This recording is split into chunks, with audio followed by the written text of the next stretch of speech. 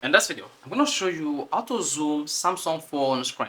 Zooming your Samsung phone screen will make everything bigger, including your phone icon, including the font size. Everything will be increased based on the zoom level you choose while zooming on your Samsung phone screen. To do this, all you need to do is go to your Samsung phone settings. One of the settings, scroll down and click on accessibility.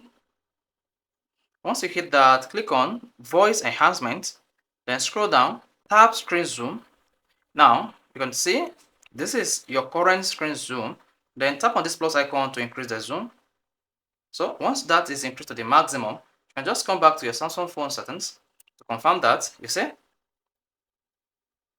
Now you can come back to your Samsung phone home screen to confirm that, you see the app name has increases and everything is now clearer and can be seen comfortably. You can also go back to reduce the screen zoom to maybe to 50%.